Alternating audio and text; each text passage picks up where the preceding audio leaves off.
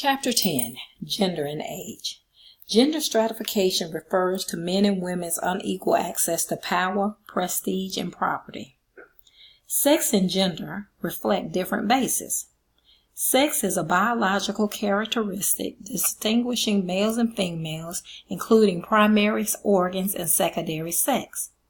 Gender is a sociological characteristic that varies from one society to another and refers to what the group considers proper for its males and females. The sociological significance of gender is that it means by which society controls its members. It sorts us on the basis of sex into different life experiences. Some researchers argue that biological factors result in differences in conduct, with men being more aggressive and domineering and women being more comforting and nurturing. New models of gender include a softer masculinity among males and stronger dominance among females.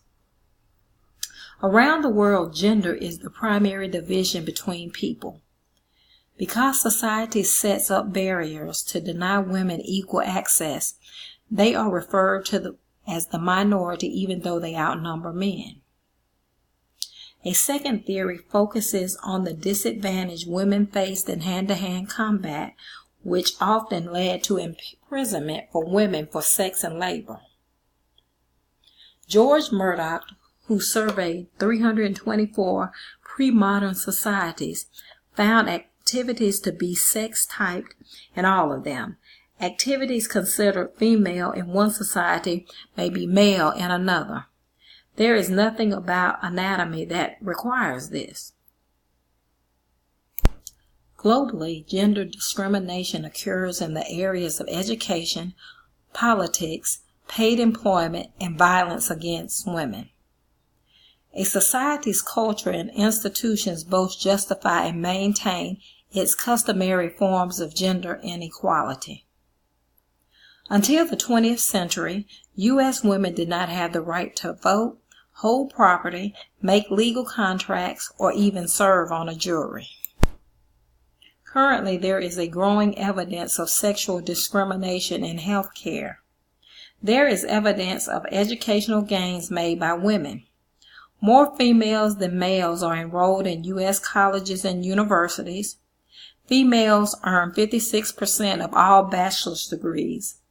Women complete bachelor's degrees faster than men, and that the proportion of professional degrees earned by women has increased sharply. Patterns of gender discrimination continue to exist in everyday life. One of the chief characteristics of U.S. workforce is that the steady growth in the number of women who work outside the home for wages. Today, nearly 1 in every 2 women is employed. Until the 1970s, women did not draw a connection between unwanted sexual advances on the job and their subordinate positions at work. Most victims of violence are female. Each year, almost 7 out of 10,000 American women aged 12 and older is raped.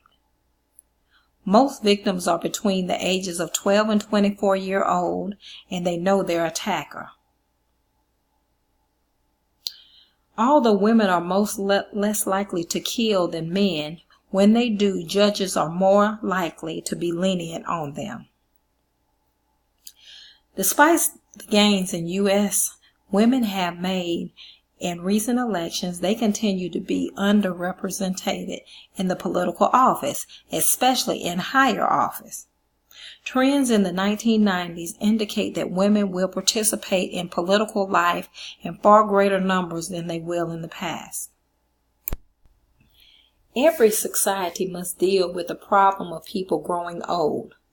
Because more of the world's population is considered elderly than ever before, every society is experiencing a drain on its resources. When a country industrializes, its people live longer. In the United States, the graying of America refers to the proportion of older people in the U.S. population. Conflict theorists examine social life as a struggle between groups for scarce resources. Social Security legislation is an example of that struggle.